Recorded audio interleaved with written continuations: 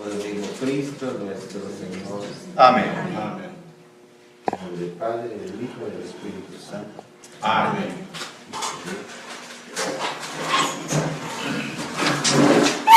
Pues primero, pues quiero decirles que yo tuve la bendición de conocer al Padre Amatuli cuando él nos estaba casi comenzando allá en Guatemala.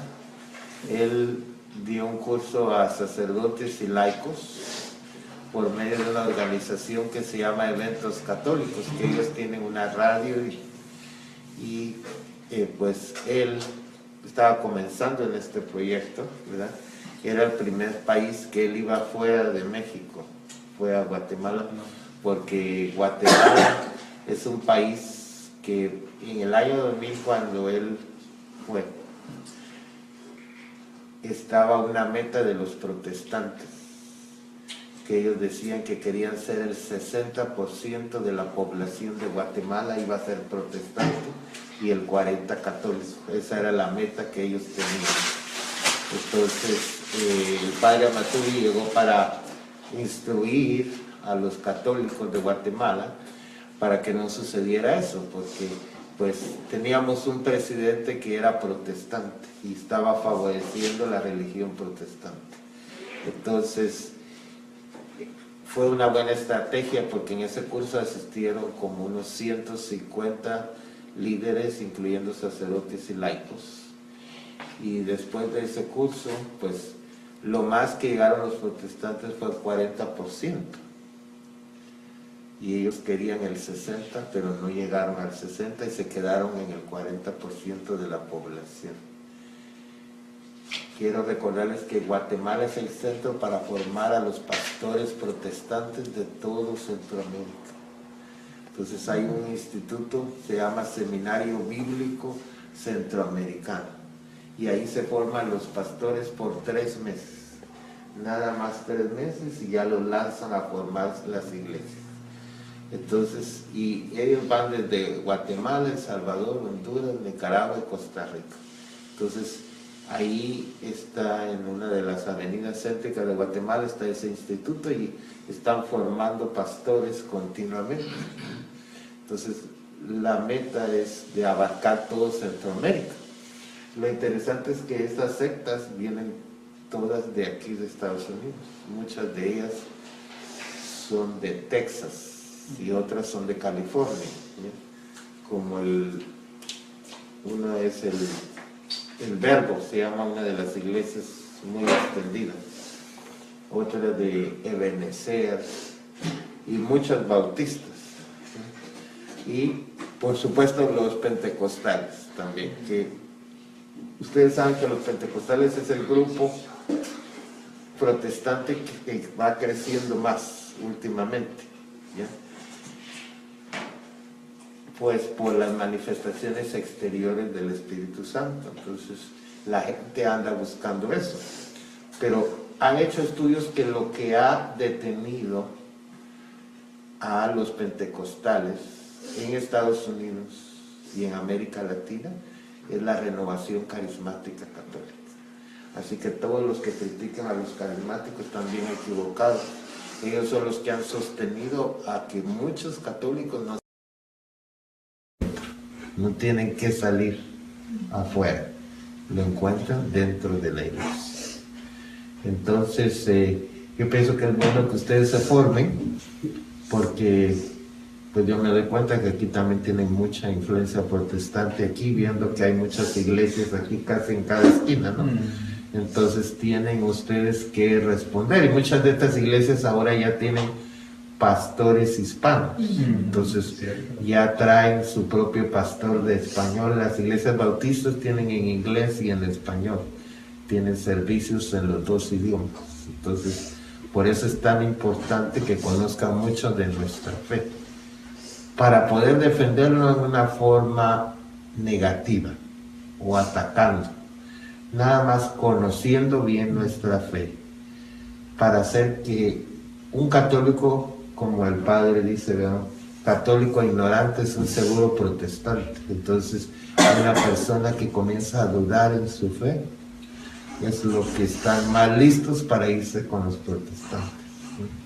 Entonces, y esos son los que ellos aprovechan, ¿no? Ese tipo de personas. Incluso en donde yo vivo allá en Washington DC, en Maryland, saben ustedes que allá, no sé si aquí, porque aquí pues no hay tanto transporte público, pero allá donde yo vivo hay mucho transporte público.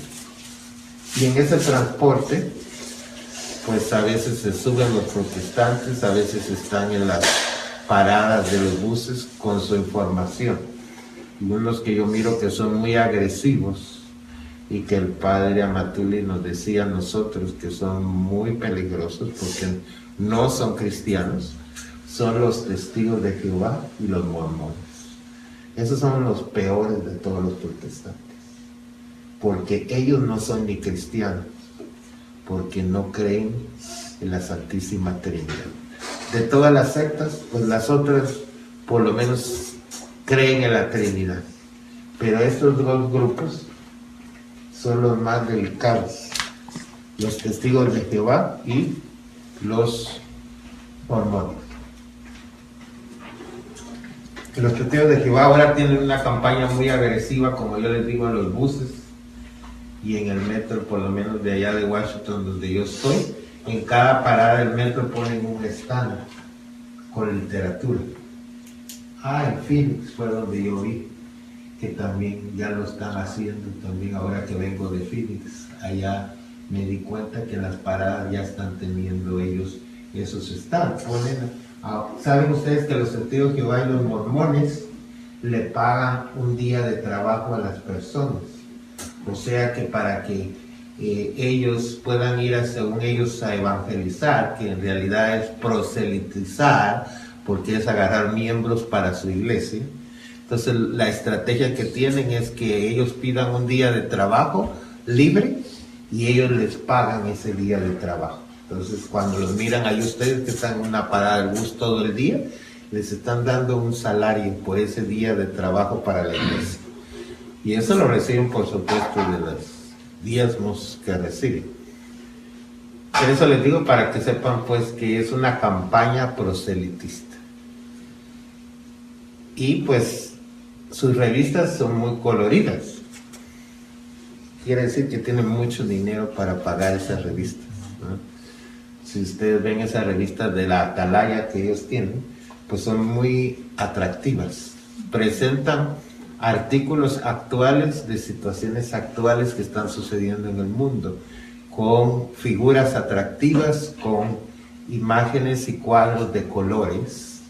Ustedes saben que tener un libro de colores o un folleto a color, si ustedes preguntan en una imprenta, son los más caros, porque tienen que hacer separación de colores. Y ese es el tipo de revistas que ellos usan, no les importa gastar.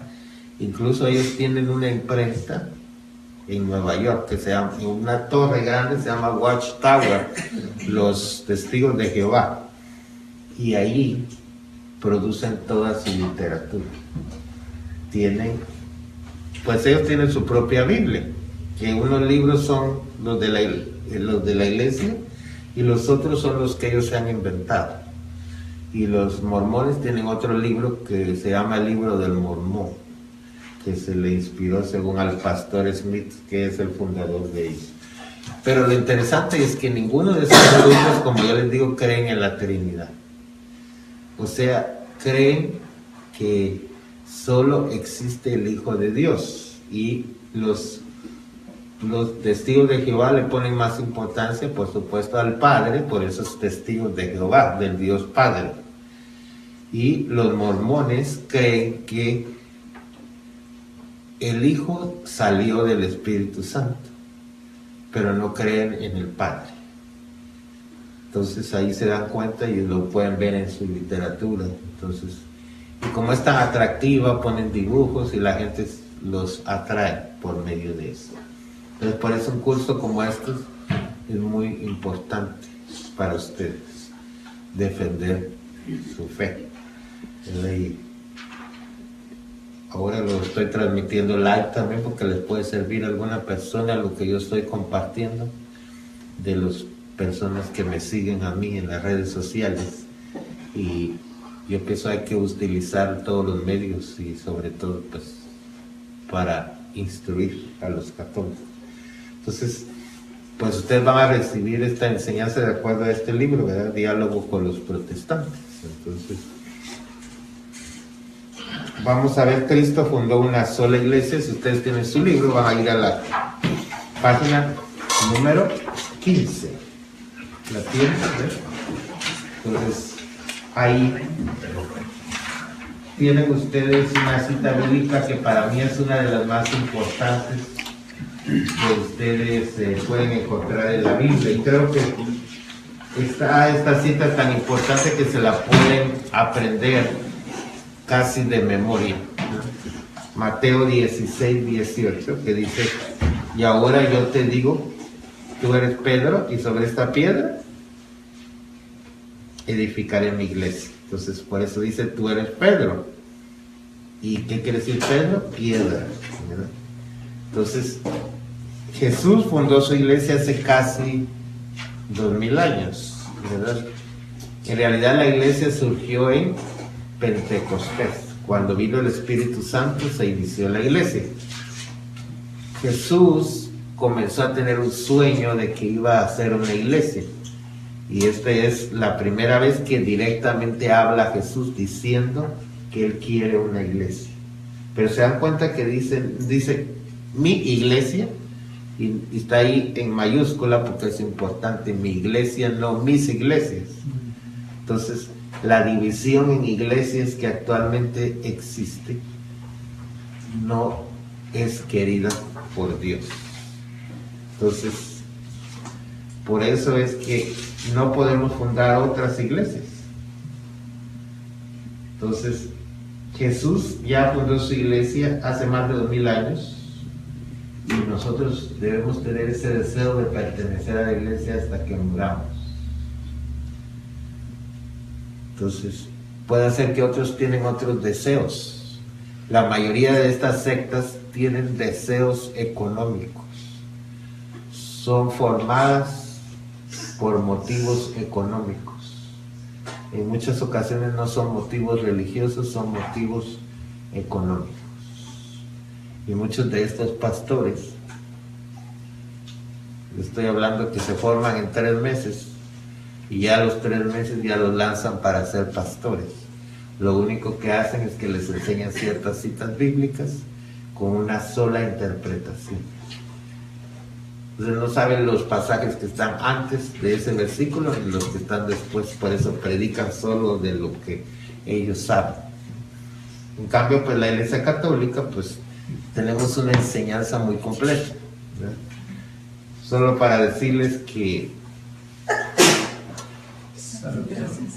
en la iglesia, si nosotros vamos a la misa todos los domingos, en 3 años leemos la Biblia completa, porque son 3 ciclos, y 3 años leemos la Biblia completa. Para los que dicen que los católicos no leemos la Biblia, lo que pasa es que hay muchos católicos que ni siquiera saben que los misales que tenemos en la iglesia, desde ahí tenemos que comenzar a enseñarle a las personas que los misales que tenemos en la iglesia donde están las lecturas son extraídos ¿de dónde? De la Biblia. Hay gente que los lee y dice, bueno, a mí nunca me enseñaron la Biblia en la iglesia católica. Y por eso, por ejemplo, yo he visto allá en California de esta congregación de los misioneros de la palabra, los apóstoles de la palabra, tienen en sus parroquias, hacen que los fieles lleven la Biblia a misa, ¿ya? Ellos hacen eso. Entonces le están enseñando a los fieles que busquen las lecturas en la Biblia cuando vayan a misa el domingo. Entonces llevan marcadas las lecturas, la primera lectura, el Salmo, la segunda lectura, la llevan marcadas en la Biblia para no leerlas del misal, sino leerlas de la Biblia. Y para que miren que los católicos usan la Biblia, todos llevan la Biblia a misa el domingo. Me parece una buena práctica, pero no sé qué tan práctico es cuando tantos católicos, a menos que si a la entrada de la iglesia se les diera la Biblia a cada uno y cuando sale pues le vuelve a guardar, tal vez así. Pero por lo menos lo que tenemos que hacer es instruir a la gente y decirles que el misal está basado en la palabra de Dios y que ellos pueden leer las lecturas previamente. Yo siempre estoy animando a las familias que yo visito cuando me dicen que bendiga una casa. Yo les digo, ¿dónde está la Biblia en esta casa? Es lo primero que hago. Yo no llevo Biblia cuando voy a bendecir la casa, sino que le pregunto a la casa donde voy si tienen Biblia. Y entonces cuando voy, la mayoría me dicen, sí tenemos Biblia. ¿A dónde la tienen? Vamos a ver. Ahí la tienen, ahí en un rincón. Y entonces le paso así el dedo, así. ¿Hay polvo o no hay polvo en esta Biblia? Si hay polvo, quiere decir que no la leen. Entonces yo les digo, venga, ahí la tienen, pero la tienen de adorno. Es para que la lean todos los días, aunque sea un versículo diario. Mañana se celebra, qué bueno que me va a tocar a mí, porque mañana se celebra el Día Internacional de la Biblia, porque es la fiesta de San Jerónimo, y qué bueno que la misa me va a tocar, la misa de sanación, en la fiesta de San Jerónimo, que es el traductor de la Biblia. Sí, San Jerónimo. Él fue el que tradujo la Biblia completa al latín. Él se encerró en una cueva allá en Jerusalén y por 2 años completos se dedicó a traducir la Biblia al latín. Debido a él tenemos la Biblia que tienen ustedes en sus manos, porque la Biblia, él tradujo todos los libros del hebreo. Miren el trabajo que tuvo, él casi que no comía, ahí pasaba, dicen que los leones le llevaban de comer. Hay muchas leyendas sobre San Jerónimo allá en la Tierra Santa. En esa cueva se metió y nada más llevaba todos los manuscritos en hebreo, en arameo y el Nuevo Testamento, que es en griego. Entonces se llevó todos los manuscritos y comenzó a traducir del hebreo y del arameo y del griego al latín. Y esa es la Biblia Vulgata. Esa Biblia, y es en latín, esa fue la primera Biblia completa que existió. ¿En qué año, perdón, padre, en qué año sería? O sea, fue en los años 1200. El año 1200. Ajá. O sea, eso fue mucho antes de que se imprimiera. Pero ya la Biblia comenzó a imprimirse hasta en los años 1500 en adelante, cuando se inventó la imprenta, cuando Gutenberg inventó la imprenta. Fue la primera Biblia que se hizo en alemán. ¿Ya? ¿En qué año se imprimió, perdón? ¿Ah? ¿En qué año se imprimió? En el siglo XVI. O sea que fue alrededor de 1500 en adelante que se comenzó la primera Biblia ya en un idioma distinto del latín, que fue el alemán. Entonces ahí fue la primera Biblia, ¿ya? Pero fue extraída del libro de la Vulgata, que es el libro que San Jerónimo tradujo. Entonces todas las Biblias son traídas de la Vulgata, ¿no? Entonces, si ustedes miran, sobre todo la Biblia de Jerusalén, dice que es extraída de la Vulgata. Y la Biblia latinoamericana también, ¿ya? Solo que está actualizada para América Latina. Pero si usted lee al principio, dice extraída de los textos hebreos, arameos y griegos. Entonces, pero, o sea, cuando les preguntan a ustedes, ¿verdad? Entonces, ¿quién tradujo la primera Biblia? Un sacerdote, San Jerónimo, ¿no? Y ese es el que celebramos el día de mañana, San Jerónimo. ¿Qué quiere decir Vulgata, padre? Vulgata es latín del pueblo. Entonces él lo tradujo a latín del pueblo. ¿Ya? Como ustedes saben, como más o menos con la Biblia latinoamericana, es un español popular que todos pueden entender. Por eso ha sido tan común la Biblia latinoamericana, porque es una Biblia que todos pueden entender, un lenguaje sencillo, ¿ya? Entonces, la Biblia primera traducida fue por San Jerónimo. Entonces les estoy diciendo eso para que ustedes sepan. La Biblia protestante salió de la Vulgata también, porque Lutero fue el primero que hizo una Biblia que le quitó los libros deuterocanónicos, que son Tobías, Judith, Sabiduría. Creo que lo van a ver después aquí en este librito, ¿verdad? Tobías, Judith, Sabiduría, Eclesiástico, primera y segunda de Macabeos, y fragmentos de Esther, Daniel y Judith. ¿Ya? Esos son los libros que no tiene la Biblia protestante. ¿Ya? Pero lo demás, todo lo demás, salieron de la Biblia Vulgata.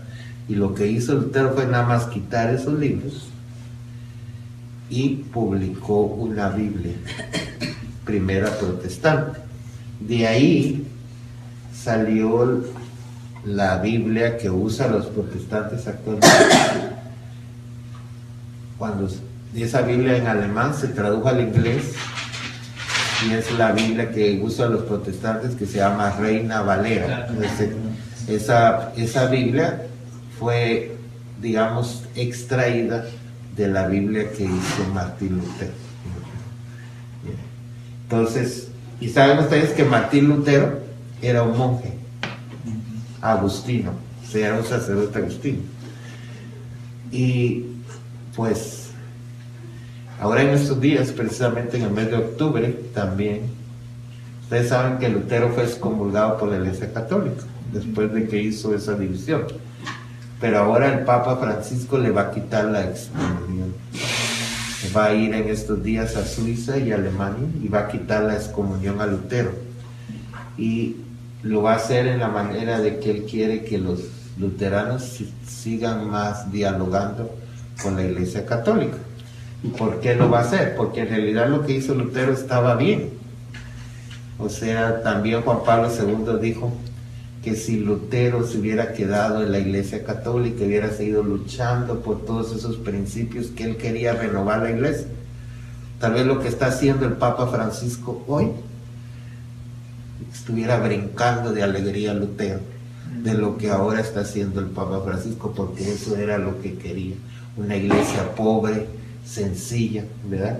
Que en aquel tiempo la iglesia estaba aliada con el poder, con los reyes, y estaba basada en el dinero. Entonces comenzó Lutero a hablar de todos esos errores que la iglesia tenía. Entonces no le podemos echar la culpa completa a él. Él lo que hizo fue decir la verdad y presentarla. Lamentablemente lo que él hizo fue que se desesperó y se salió de la iglesia. Puso un letrero en una iglesia y dijo: estas son las cosas, estoy en contra, yo me voy de aquí. Si él hubiera seguido perseverando, tuviéramos a San Martín Lutero. O sea, todos sus, digamos, sus críticas que él hizo a la iglesia eran correctas, pero el error que cometió fue salirse de la iglesia. Y habían puntos que se tenían que dialogar con la iglesia y él como que no tuvo la energía de hacerlo, y pienso que fue por motivos políticos, porque los príncipes de Alemania le ofrecieron dinero. Entonces los príncipes de Alemania le dijeron: vamos a crear una iglesia que se separe de Roma. Entonces ya no va a ser iglesia católica romana, sino vamos a tener una iglesia nacional de Alemania y se va a llamar luterana, y tú vas a ser el líder de nuestra religión. Entonces, pues por supuesto se le subió el orgullo de decir: yo voy a fundar una religión. Y lamentablemente de ahí vino pues toda la división, porque después de Lutero vino Calvino, Zwingli y todos los demás reformadores, y de ahí pues vino toda la cantidad de sectas que tenemos el día de hoy, ¿verdad? Y ahora, así como dice el padre Amatuli, cualquiera, ¿verdad?, viene doña Juanita y dice: yo voy a hacer la iglesia de doña Juanita, y la abre su changarro, así dice dice el padre Amatuli, abre su changarro y ya pone su iglesia, y es un negocio. Actualmente las iglesias protestantes son un negocio. Ustedes ven cómo la iglesia católica sigue luchando ven todas las iglesias que yo visito ahora como misionero misericordia, me doy cuenta que todas están luchando por construir un templo, por arreglarlo, y cómo cuesta, y que a veces los católicos no tienen ese sentido de dar y ofrecer, y mucho menos el diezmo. Muchos no creen en el diezmo como católicos y siguen dando el dolarito del domingo, $1, y ya con eso se conforman. Y esa cultura es la que ha hecho que no avancemos. Tampoco es bueno presionar a la gente que dé el diezmo, pero sí deberíamos motivarlos a que dieran el diezmo. El diezmo no es ningún pecado ni es nada malo, es algo bueno. Imagínense que cada persona diera el 10% de lo que recibe al mes y lo dividiera durante el mes y diera su diezmo. Entonces las iglesias tuvieran más fondos para poder implementar nuevos programas. Cada parroquia tendría una radio católica, cada parroquia tendría su propia imprenta, cada parroquia podría tener muchos recursos para evangelizar, que no tenemos actualmente. Entonces, por eso es tan importante, ¿verdad?, que aprendamos a dar más a nuestra iglesia. Entonces, para mí, Pedro, ¿verdad?, que es el primero de los apóstoles, es muy importante. Yo creo que es el más importante de los apóstoles para mí. Pero no hay un mejor apóstol que Pedro para mí, porque Pedro es un hombre muy cercano, negó a Jesús, entonces es un hombre débil, negó a Jesús 3 veces, pero al mismo tiempo le pidió perdón y Jesús lo restauró 3 veces. Entonces ahí miramos que nuestra iglesia está formada por pecadores. Nuestro fundador es santo, es Jesús, pero los miembros todos somos pecadores. Entonces eso es importante. Por eso decimos en el credo de la iglesia es una santa, católica, apostólica. Entonces, por el santa, no por sí misma, es porque Jesús la hizo santa. No por los miembros, porque los miembros somos todos pecadores, sino es por el fundador, que es santo. Entonces, la iglesia que fundó Cristo llegará hasta el fin del mundo. Entonces, ahí lo que dice Jesús, vea, yo estaré con ustedes todos los días hasta el fin del mundo. Entonces, por eso Jesús no dijo es que la iglesia iba a tener un término o que ya iba a terminar, no, que llegaría hasta el fin del mundo. Y luego dijo que los poderes del infierno no prevalecerán contra ellos. Eso es muy importante. Entonces quiere decir que van a haber problemas, dificultades, luchas en la iglesia hasta el día de hoy. ¿Bien? Entonces, pues ven, dice aquí, ni los gobiernos, ni los ateos, ni la masonería, ni las sectas, ni Satanás en persona va a destruir a la iglesia que fundó Cristo, que va a llegar hasta el fin del mundo. Y no importa el número, yo creo que, miren, las profecías de Fátima han hablado, ¿verdad? Y yo les voy a decir esto, ¿verdad?, que es algo que han estudiado, digamos, muchos que analizan las apariciones marianas de Fátima. La Virgen profetizó lo que estamos viviendo ahora. La Virgen dijo que antes del final de los tiempos, la crisis iba a ser en los sacerdotes y en los matrimonios. Que cuando comenzaran a haber problemas en los sacerdotes y problemas con los matrimonios, que esas eran las señales que iba a iniciar ya el fin del mundo, eran las primeras señales de que el fin del mundo se acercaba. Y eso es lo que estamos viviendo. Entonces, no sabemos el día, pero sí les digo que esas señales que Fátima lo dijo, o sea, imagínense, eso fue dicho como en 1929. Y miren en el año que estamos, 2016, donde ahora miramos que lo que la Virgen dijo en Fátima, y en que aquel tiempo se burlaban de lo que decían los pastorcitos, ahora es una realidad. Ustedes saben que la última de los pastorcitos que murió, todos los 3 fueron declarados santos. Solo falta Lucía, que fue la última de las videntes, que ella murió 2 meses antes que muriera el Papa Juan Pablo. Murió ella en el convento de Portugal. Ella murió como una monja de clausura. Pero el Papa Juan Pablo todavía la visitó, y ella lo visitó a él y él la visitó a ella, y pues ella fue la última que guardó todo esto, y le había dicho a la Virgen, a Lucía, que cuando ella muriera, después de que ella muriera, iban a comenzar las señales. Entonces, después de que ella murió, la siguiente señal fue la muerte de Juan Pablo II.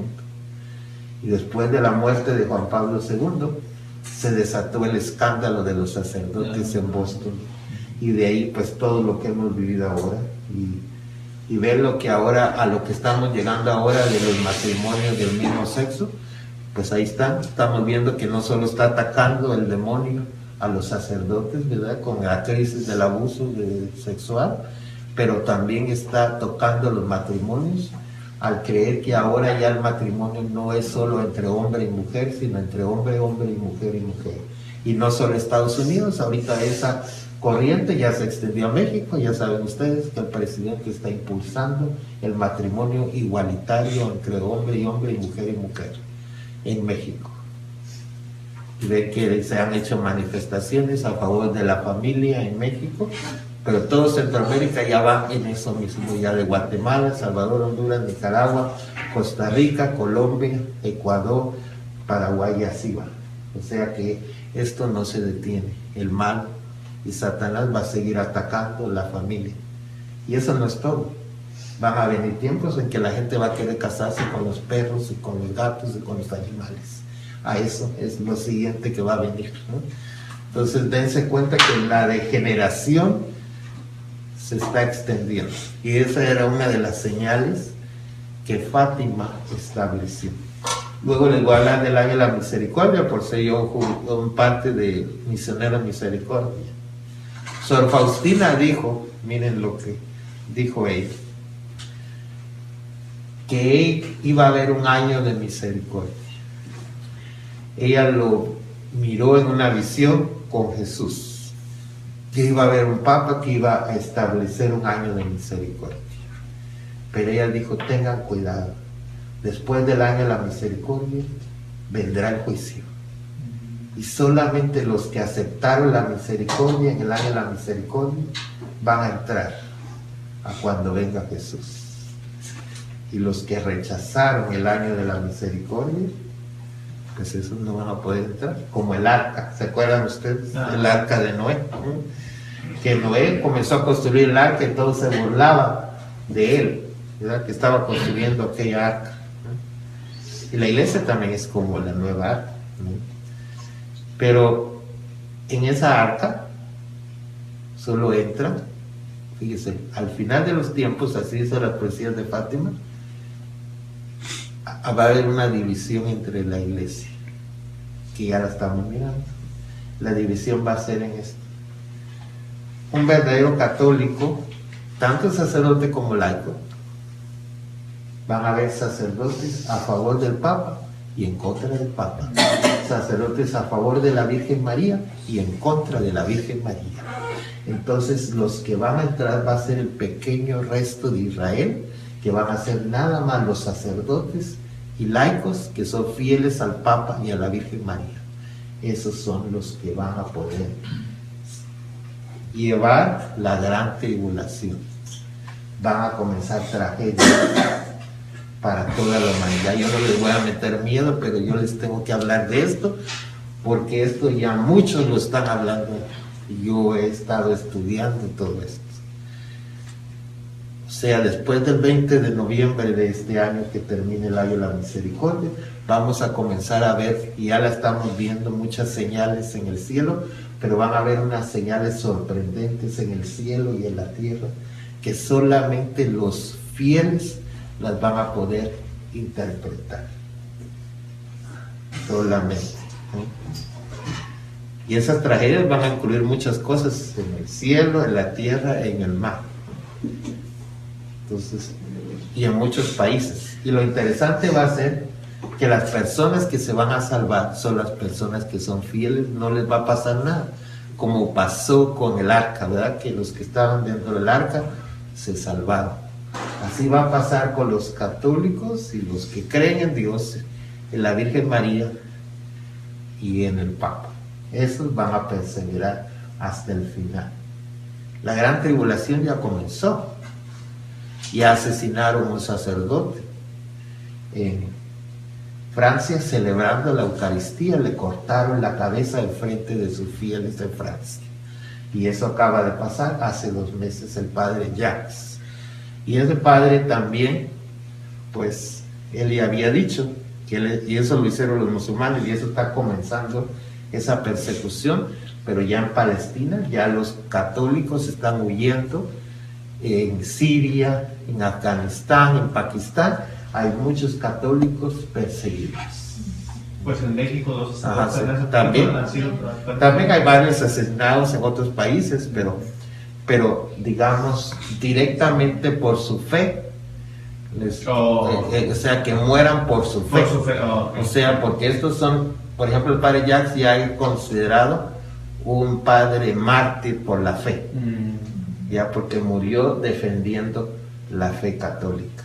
Entonces, como los primeros siglos del cristianismo, cuando Jesús se fue al cielo y comenzaron el libro de los Hechos de los Apóstoles, ¿qué sucedió? Comenzaron a venir muchos mártires que murieron. Los primeros siglos del cristianismo están llenos de mártires, y los últimos siglos del cristianismo van a estar llenos de mártires también, que van a dar su sangre por Jesús. El número de sacerdotes que van a ser asesinados va a ser muy grande. El libro del Apocalipsis dice, ustedes lo han leído, dice: vi una multitud que todos estaban vestidos de blanco, pero que llevaban en sus vestiduras blancas, estaban manchadas con la sangre del Cordero. Esos son los sacerdotes que van a morir en la última etapa de la historia de la humanidad, antes de que Jesús venga. Entonces, para que miren que va a ser una época difícil, pero al mismo tiempo yo pienso de bendición y dificultad al mismo tiempo. Que los que son perseverantes en su fe, que creen en la Virgen, que creen en el Papa, no va a haber ningún problema para ellos. Pero los que están lejos de Dios y se resisten a Dios, esos van a ver todas las catástrofes que van a pasar y van a suceder alrededor de ellos. Y los que son fieles a Dios van a poder sobrevivir a cualquier catástrofe, aunque estén en los lugares donde van a suceder las catástrofes. Y ahí es donde se va a ver cuál es la verdadera iglesia que Jesús fundó al final de los tiempos. Por eso dice, estamos llegando a eso. Que dice la Escritura que va a haber una sola iglesia bajo un solo pastor. Ustedes están viendo el poder de convocatoria que tiene el Papa Francisco, no solo para la religión católica, para todas las religiones del mundo. La semana pasada convocó a todos los líderes del mundo para ir a orar en Asís, a donde está San Francisco de Asís. Hicieron una oración por la paz en el mundo. Por primera vez se reunieron todos los líderes. En tiempo de Juan Pablo II también hubo una similar, pero no asistieron todas las religiones. En este año ya estuvieron todas las religiones completas del mundo presentes en esta oración por la paz. Entonces, para mí esta es una señal que tenemos un Papa que atrae incluso a los de las otras religiones. Es ese buen pastor que está atrayendo a las ovejas, ¿verdad?, en lugar de alejarlas. Y para esto es este año la misericordia, para atraer a los católicos que son indiferentes, que llevan muchos años de no confesarse,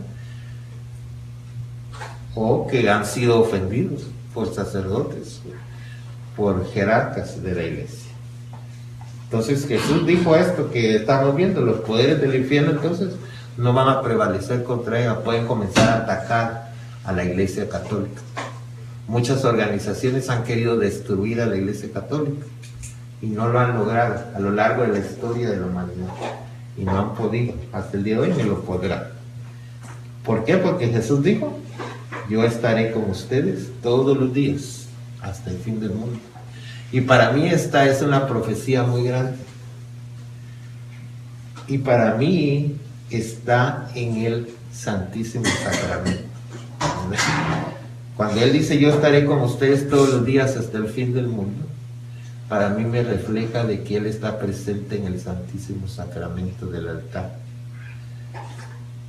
Y que pienso que eso es lo que ha sostenido a nuestra iglesia, la oración delante del Santísimo por toda la eternidad. Desde que Jesús dijo en la última cena, hagan esto en memoria mía. Imagínense ustedes cuántas misas se han celebrado en la historia de la humanidad hasta el tiempo de hoy. Como dice una de las plegarias eucarísticas de la misa, dice, desde donde sale el sol hasta el ocaso se ofrece un sacrificio a Dios. A esta hora se celebra una misa. Cualquier hora del día, de la tarde, de la noche, en alguna parte del mundo se está celebrando una misa. Y en alguna parte del mundo ven ustedes las congregaciones contemplativas de religiosas. Se turnan las 24 horas para orar una hora cada religiosa. Y también hay adoración nocturna de fieles, ¿verdad? En iglesias que tienen la adoración perpetua a las 24 horas. Entonces imagínense cuánta bendición nos traen todos los que están orando por la iglesia. Y sienten esa presencia de Jesús que dice que yo estaré con ustedes todos los días hasta el fin del mundo. Yo pienso mi ministerio se sostiene mucho debido a que yo tengo una hermana religiosa, no de sangre, pero sí de espíritu. Es una carmelita, se llama Sor Inés de Jesús, y esa monjita ha rezado por mí desde que yo entré en el seminario hasta el día de hoy. Ella ahora tiene una enfermedad grave de herpes y todos sus sufrimientos y sus dolores los ofrece por el éxito de mi ministerio sacerdotal. Entonces, cada vez que yo voy a Guatemala, tomo mi tiempo y voy a ofrecer la Eucaristía a esas monjitas y les cuento mis experiencias. Y ahora tengo mucho que compartir cuando vaya en el mes de noviembre a visitar a Sor Inés y a las demás monjitas. Entonces, que ofrecen oraciones por los sacerdotes, como la Santa Teresita, que ofrecía su vida por los sacerdotes. Entonces, como dice aquí, no dijo Jesús, si se portan bien estaré con ustedes, pero si se portan mal los voy a abandonar y fundaré otra iglesia mejor mediante sueños y visiones. Jesús fundó una sola iglesia y esta llegará hasta el fin del mundo. Si otro quiere fundar otra iglesia, que lo haga, como muchos lo han hecho, pero que no vaya diciendo que es la iglesia de Cristo, porque debe decir, esta es mi iglesia, ¿no?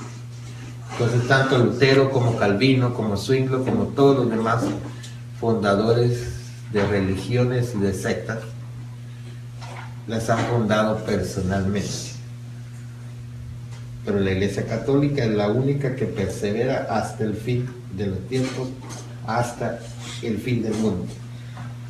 Como dice aquí, en el momento actual, frente a una gran cantidad de grupos que se consideran Iglesia de Cristo, la pregunta es, ¿cuál es la verdadera Iglesia de Cristo? Es decir, la que fundó Jesús personalmente cuando vivió en este mundo y que cuenta con todos los poderes que Cristo entregó a Pedro y a los apóstoles como pastores de su iglesia. Sin duda se tiene que tratar de una sola iglesia, no de muchos, como hay actualmente. Entre todos los grupos que se consideran cristianos, solamente una va a poder decir, yo soy la verdadera iglesia que fundó Cristo. Y esa es precisamente la Iglesia Católica.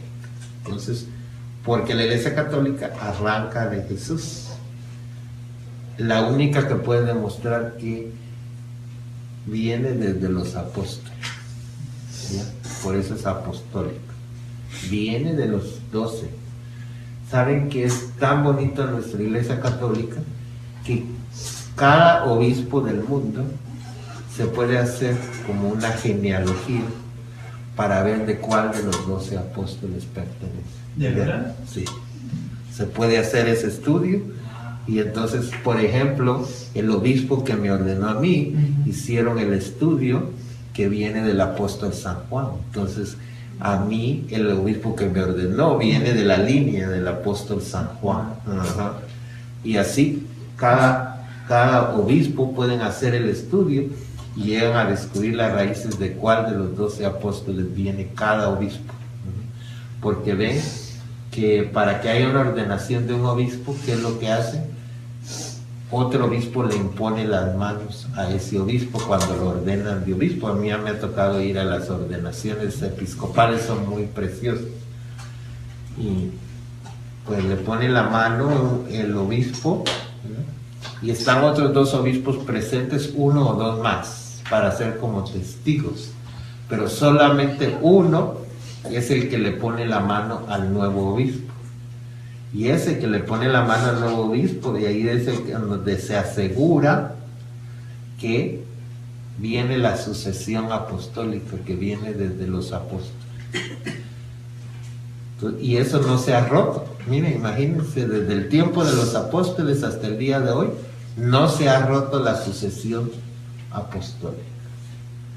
Entonces, cuando vemos a un obispo, vemos a un sucesor de los apóstoles, de los 12 que Jesús fundó. ¿Nomás los obispos, padre? ¿O? Solo los obispos y por supuesto los sacerdotes, porque los sacerdotes fuimos ordenados por un obispo que es sucesor de los apóstoles.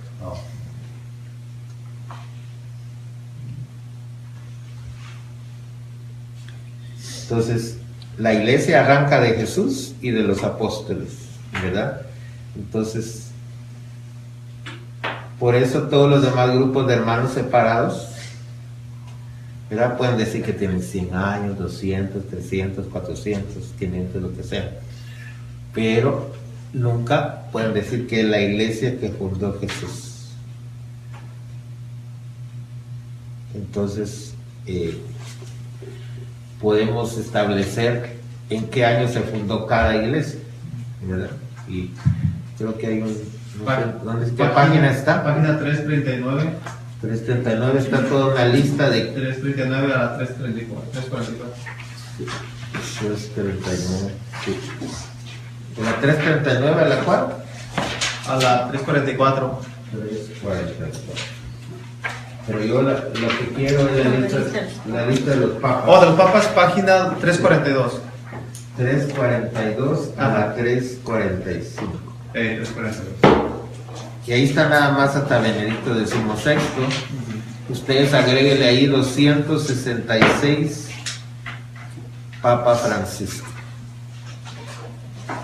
Entonces el Papa Francisco es el sucesor de San Pedro, número 266. Y ahí están las fechas, es lo bonito de este esquema ahí de la lista de los papas, que ahí tienen los años de cada papa hasta el día de hoy.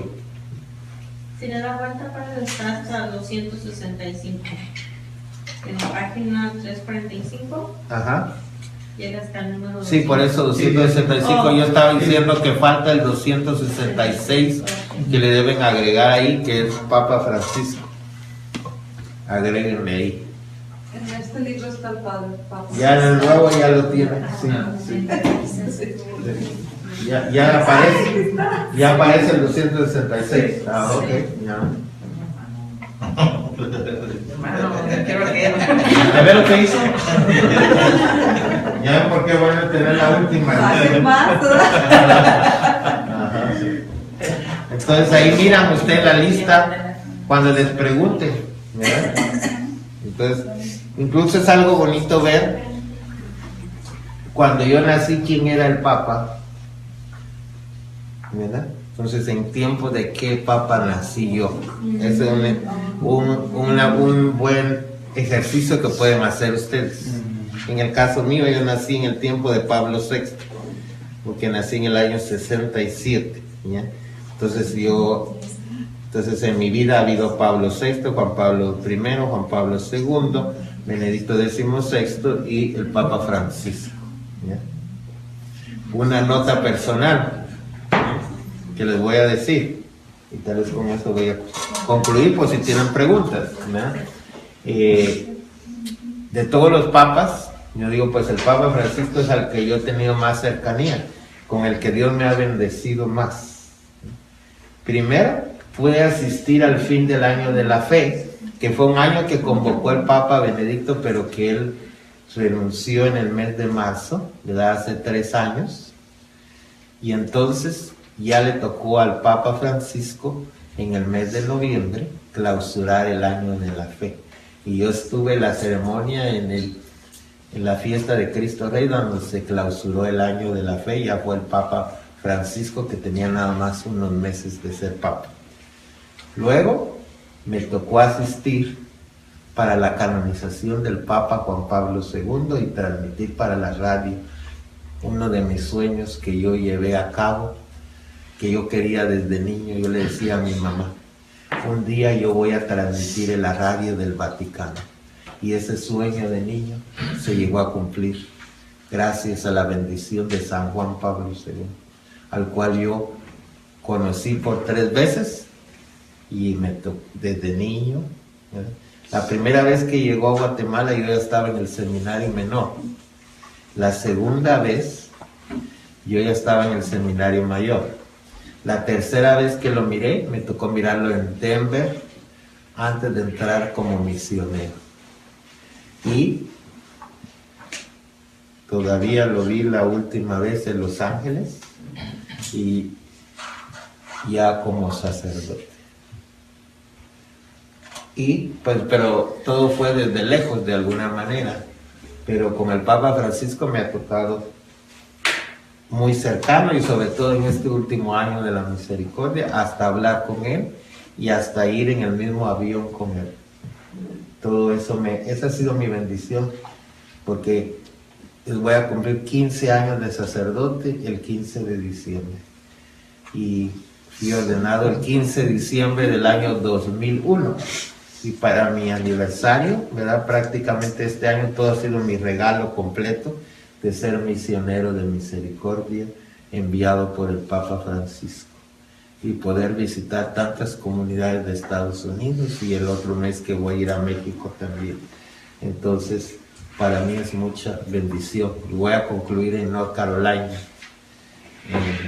para el fin del año de la misericordia, el 20 de noviembre. Entonces, y ustedes están privilegiados porque no solamente vine una vez, sino 2 veces. Entonces, quiere decir, es un reto para ustedes. Quiere decir, mientras otras comunidades me están pidiendo y les he dicho que no porque ya tenía este compromiso con ustedes, pero no crean que no me cayeron un montón de compromisos para este fin de semana, pero ya estaba establecido de estar con ustedes. Cada vez que voy a una me salen ahí 20 lugares que quieren que vaya y no puedo ir a todos esos lugares, lamentablemente, porque no tengo el espacio para poder ir. Y nada más somos 40 misioneros de misericordia bilingües en Estados Unidos. Entonces no podemos abarcar todo. Pero yo estoy confiado que el Papa Francisco va a hacer de alguna manera un seguimiento de este año en la misericordia. Así lo dice la bula. Dice, yo espero que aunque termine el año de la misericordia, dice él, el espíritu de este año de la misericordia perdure en la iglesia. Y yo pienso en este mes de octubre, él se va a reunir con los cardenales, y en el mes de noviembre, el 20 de noviembre, estemos atentos a la misa de Cristo Rey, porque él va a tener una sorpresa. Ahí es donde él va a anunciar cómo se le va a dar un seguimiento a este año, si él va a establecer otro jubileo o otro año especial, o de qué manera lo va a prolongar este año de la misericordia como un seguimiento, ¿ya? Porque yo no creo que simplemente se van a cerrar las puertas y que ya terminó, sino que él tiene que establecer una forma de darle seguimiento a lo que comenzó. ¿Es la fiesta de quién? Fiesta de Cristo Rey, la solemnidad de Cristo Rey, que es el fin del año litúrgico. ¿Ven? Comenzó el 8 de diciembre para la fiesta de la Inmaculada Concepción del año pasado y terminará el 20 de noviembre.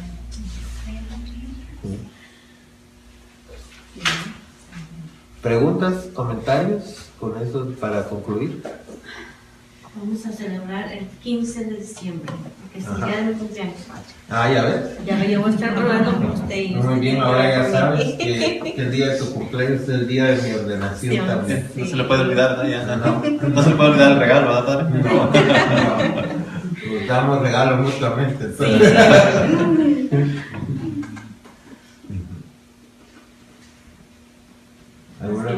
¿Alguna pregunta? ¿Comentario? Padre, este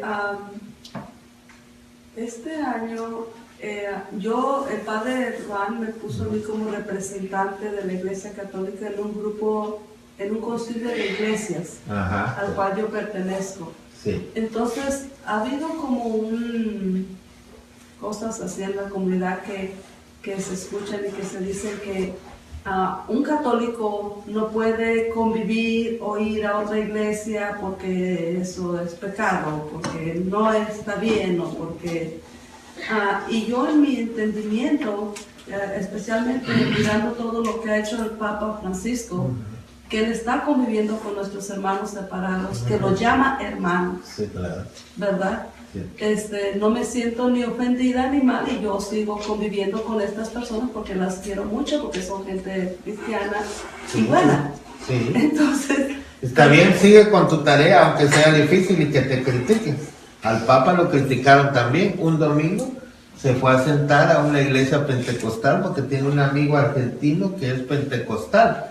Y un domingo, cuando terminó su domingo, él se fue a sentar como cualquier persona a escuchar a su amigo pastor pentecostal. Y lo escuchó y después oró por él, ¿verdad? Y se sentó como cualquier fiel y después el pastor le pidió que pasara al frente y que orara por él. Eso es un signo de la humildad, ¿verdad? De este pastor. eso se me hace hermosísimo. Y sabes tú que el Papa Francisco también tiene entre sus amigos a un rabino judío con el que fue a la Tierra Santa. También tiene a uno de los sacerdotes imanes de los musulmanes. Y luego, pues también ven que el patriarca de Constantinopla se reunió con el Papa Francisco en Cuba, ahora cuando fue a México. Pasamos a Cuba, ahí estuvo 2 horas ahí reunido con él. Entonces hay una apertura a todas las iglesias y hasta las otras religiones, porque ves que ahora, como les digo, hizo una reunión para todas las religiones.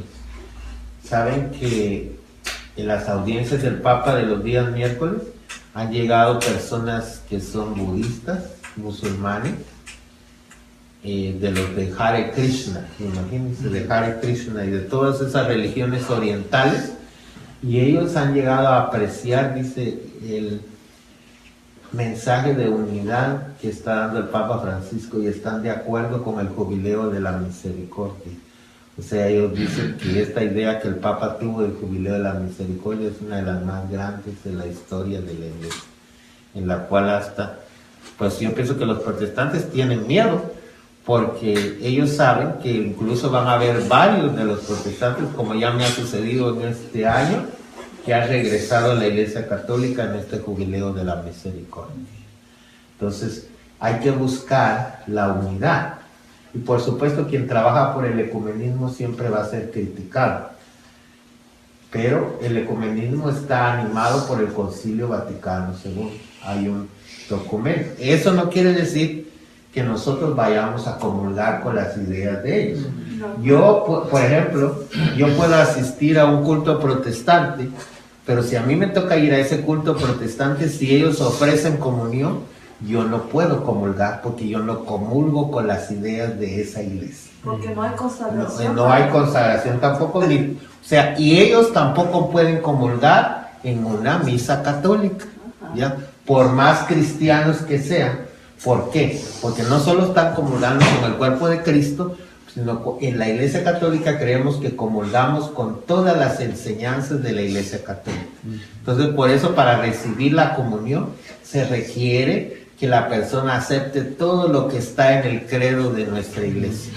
Si alguien no acepta todo lo que está presente en el credo de la Iglesia Católica no puede comulgar.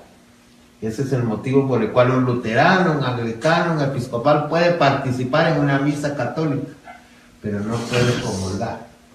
Y nosotros también podríamos participar en una misa de otra denominación, pero no comulgamos, porque no podemos comulgar con las ideas de ellos. Sí, por ejemplo, para mí es bien importante esto porque se ha escuchado bastante. No, que el padre fulano dice que es pecado que uno se junte con los hermanos protestantes. Yo digo, no es pecado, ellos son tus hermanos, porque ni tú te vas a ir al cielo nomás porque eres católico, ni él se va a ir al cielo nomás porque es protestante.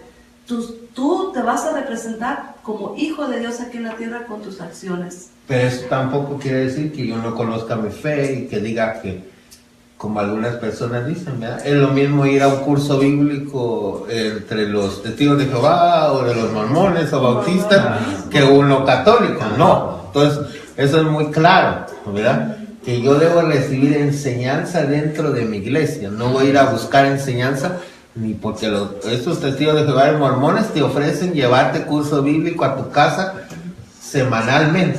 En eso andan ahorita, tocan las puertas y les dicen, te llevo clase bíblica todos los jueves, a ver si aceptas.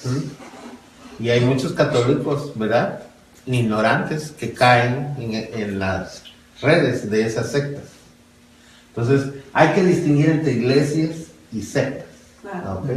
Porque las iglesias son las iglesias históricas, los luteranos, los anglicanos, los episcopales. Tenemos un poco más de sintonía con ellos, ¿verdad?, que con un bautista, que con un pentecostal. O sea, es un poquito menos, ¿verdad?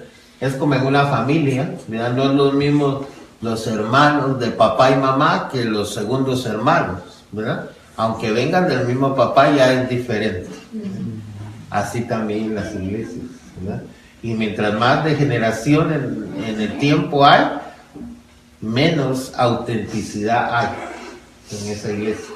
Por eso con los que podemos dialogar mejor son con las iglesias históricas, las primeras que se separaron de nuestra iglesia. Y deben saber ustedes que los católicos ortodoxos creen todo igual que nosotros, solamente hay una cosa que no aceptan, que es que el Papa sea el sumo pontífice, porque ellos creen que existe el patriarca de Constantinopla, que él es para ellos su sumo pontífice. Entonces eso nos divide de ellos, pero de ahí todo lo demás son igual a nosotros. Bien. Por eso es con los que estamos más cercanos. Pero ellos también tienen un punto del credo que no están de acuerdo con el credo romano. Ven, en el credo dice, el Espíritu Santo procede del Padre y del Hijo. Y los ortodoxos dicen en su credo, el Espíritu Santo procede del Padre o del Hijo. Y de ahí comenzó la división con los ortodoxos debido a esa parte del credo. Pero solo en esas dos enseñanzas están en diferencia de nosotros. Pero de ahí todos los demás es igual. ¿Creen en la Virgen también? También creen en la Virgen. Una misa ortodoxa, una iglesia ortodoxa tiene más imágenes de la Virgen que una católica romana. Con eso te digo todo. Y una misa ortodoxa tarda 3 horas. Y la consagración, solamente la consagración es de media hora.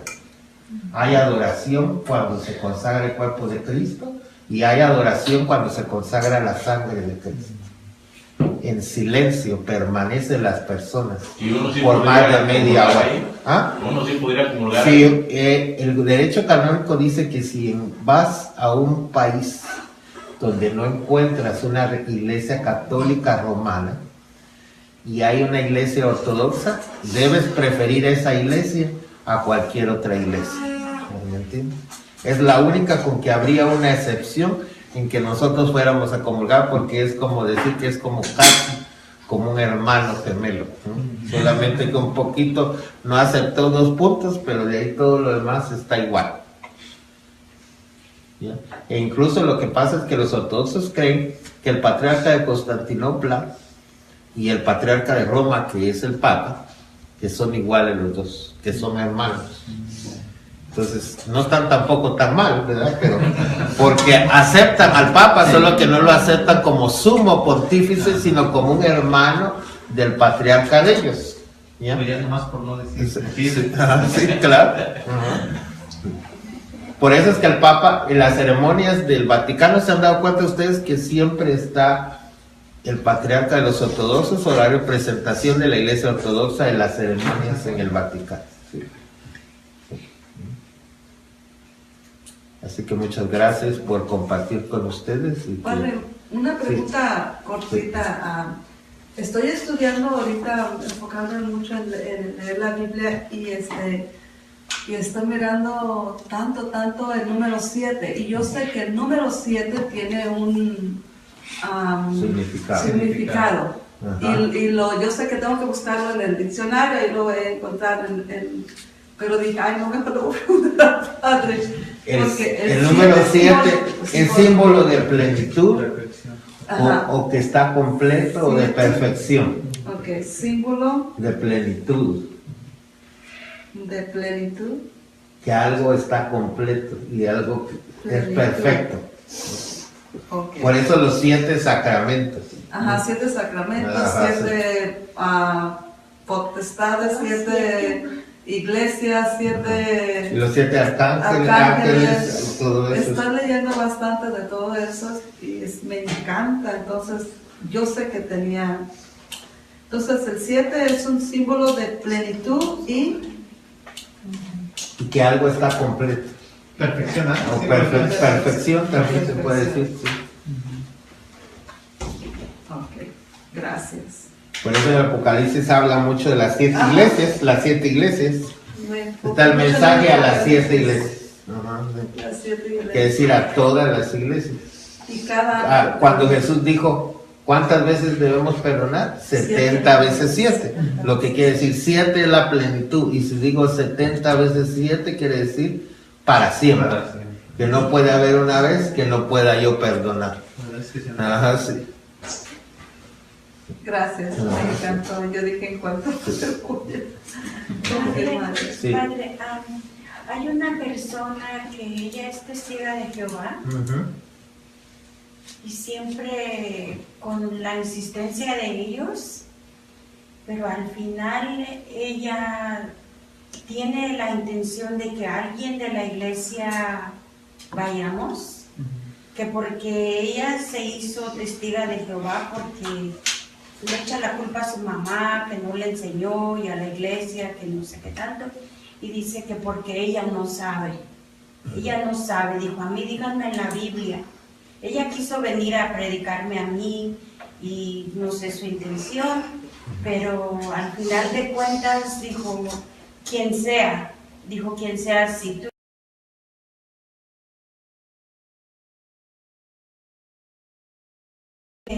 no tiene la información, que igual como muchos que están en esa denominación o secta, pues saben lo que les enseñan desde arriba, pero yo le dije, ponte a estudiar, estudia, porque está bautizada en la católica. Yo la sugeriría, si ella verdaderamente quiere, que dé el paso de venir a estudiar en RICA, en el rito de iniciación cristiana de adultos. Ahí te va a demostrar que verdaderamente quiere regresar a la iglesia. ¿Dónde? O sea, todos los católicos adultos que se están preparando para el bautismo, la confirmación y la Eucaristía, que no lo han recibido, le están estudiando los sacramentos de iniciación. Ese es el mejor grupo para invitar a una persona protestante que se quiere hacer católica nuevamente, que ya estuvo, pero si ella tiene el interés, y yo se los digo por si tienen el interés y tú sigues motivándola a ella y en un momento te dice yo quiero regresar a la iglesia católica, al grupo al que debe regresar es al rito de iniciación cristiana de adultos. Ella no mencionó que quiere regresarse. No, pero ella enseña la iglesia, enseña pero si ella dice que quiere aprender lo que la iglesia explica, lo que la iglesia entiende, las enseñanzas de la iglesia, el mejor grupo para venir es ese grupo. Ahí nadie le obliga a permanecer, es un grupo de aprendizaje. Entonces, y es a lo largo de todo el año. Entonces, Ok. a ese grupo Sí, puede para pertenecer. No sé aquí qué horas reciben sus clases, no sé. El padre Sí, Emanuel apenas- va a apenas iniciar. Está iniciando el grupo. Vamos a Ok. iniciar. ¿Y cómo se llama el evento? RCI. Se llama RCIA y en español se llama Rito de Iniciación Cristiana y Adulto. Sí, A ver, aquí se los tomo, aquí lo voy a poner. Así se llama.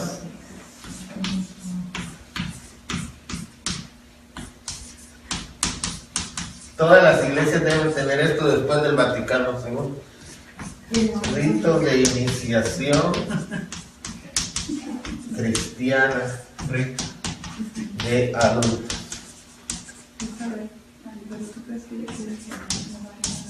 Ella dijo, ustedes no están haciendo el trabajo. En para inglés, las en casas, inglés es entonces, RCIA, tienen que así. familia.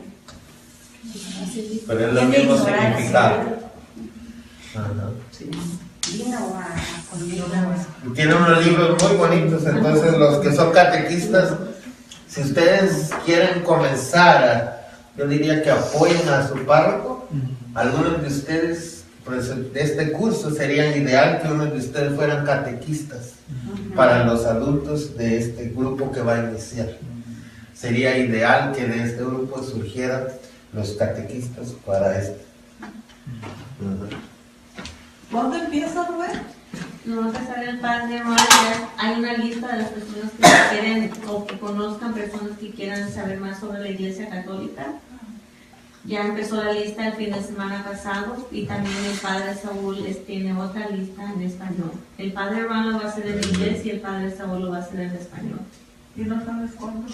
Están esperando que se inscriban para poner fecha. ¿Y dónde está la lista, niña? En la parte de atrás, ahí en el vestíbulo, ahí está.